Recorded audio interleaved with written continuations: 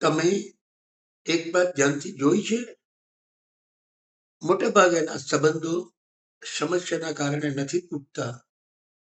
સંબંધો તૂટે છે કારણ કે દરેક માણસ સાબિત કરવા માંગે છે હું સાચો છું, અને જ્યારે બે લોકો પોતે સાચા છે એ સાબિત કરવામાં લાગી જાય છે ત્યારે સંવાદ બંધ થઈ જાય છે, અહંકાર શરૂ થઈ જાય છે, અને ધીમે ધીમે વિશ્વાસ, સન્માન અને જોડાણ તૂટી જાય છે. તાજેતરમાં જ મને ફેમિલી સાથે એક અનુભવ થયો. શરૂઆતમાં કોમ્યુનિકેશન અને અપેક્ષામાં થોડો ગેરસમજ થયો. મારી બાજુએ પણ મારી પોતાની સમજ હતી, અને કદાચ તેની બાજુએ પણ તેની પોતાની વ્યાખ્યા હતી. સામાન્ય રીતે માણસ તરત પ્રક્રિયાઓ આપે છે, પોતાને બચાવે છે, જસ્ટિફાય કરે છે, સાબિત કરે છે, શબ્દોથી શાંતિથી લડે છે. પહેલા હું પણ આવો જ હતો, પણ હવે અવલોકન અને અનુભવથી મને એક ખૂબ ઊંડી સમજ આવી. જો મારો હેતુ માત્ર પોતાને સાબિત કરવાનો હોય તો હું દલીલ જીતી શકું, પણ સંબંધ હારી જઈશ. આ મારી શીખ હતી. એટલે રિએક્ટ થવાને બદલે મેં એનરોલમેન્ટ પસંદ કર્યું. કોન્વર્સેશન શું છે?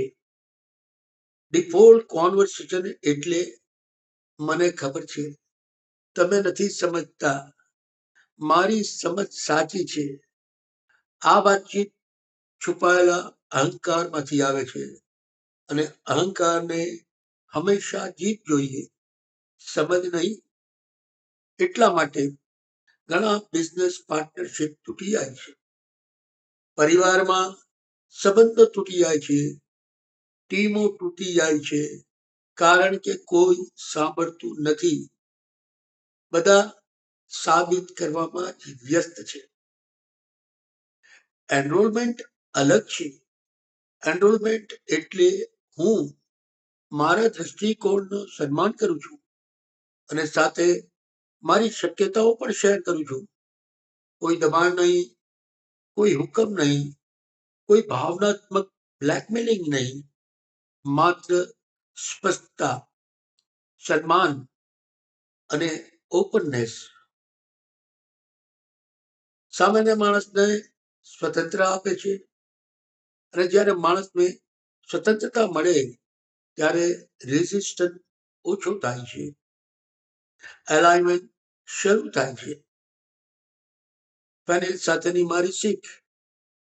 ફેનિલ સાથેની વાતચીતમાં મને એક વાત ખૂબ સ્પષ્ટ દેખાઈ. જ્યારે મેં પોતે સાબિત કરવાનું બંધ કર્યું અને સમજવાનું શરૂ કર્યું, ત્યારે આખી એનર્જી બદલાઈ ગઈ. ગેરસમજ ઓગળવા લાગી, વાતચીત હળવી બની, અને અંતે બંને બાજુથી કમ્પ્લીશન આવી ગયું. એ અનુભવે મને યાદ અપાવ્યું, પરિપક્વતા એટલે પોતે સાચા સાબિત કરવું નહીં. પરિપક્વતા એટલે સમજણ સર્જવી.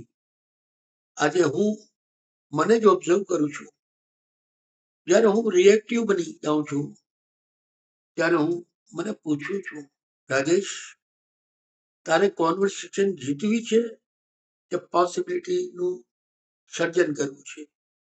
આ એક પ્રશ્ન બધું બદલી નાખે છે. મેં જીવનમાં જોયું છે, ઘણા જ્ઞાની લોકો પણ સંબંધોમાં નિષ્ફળ જાય છે. શા માટે?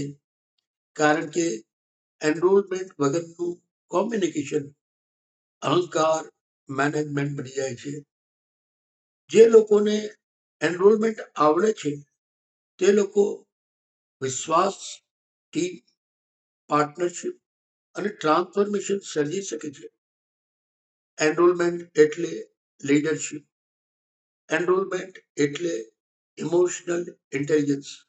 એનરોલમેન્ટ એટલે સન્માનને એક્શનમાં જીવવું. આજે મારી સૌને એક સરળ ઇન્વિટેશન છે. આગલી વાર રિએક્ટ કરતા પહેલા થોડી ક્ષણ રોકાવો, સાંભળો, તમારા અહંકારને ઓબ્ઝર્વ કરો અને પોતાને પૂછો, હું સાબિત કરવા બોલું છું કે એલાઇનમેન્ટ બનાવવા બોલું છું? કારણ કે કોન્વર્સેશનનો હેતુ લોકોને હરાવવાનો નથી. કોન્વર્સેશનનો હેતુ મળીને નવી પોસિબિલિટી સર્જવાનું છે. એ જ એનરોલમેન્ટ છે, એ જ અવેરનેસ છે અને એ જ સાચી લીડરશીપ છે. Thank you.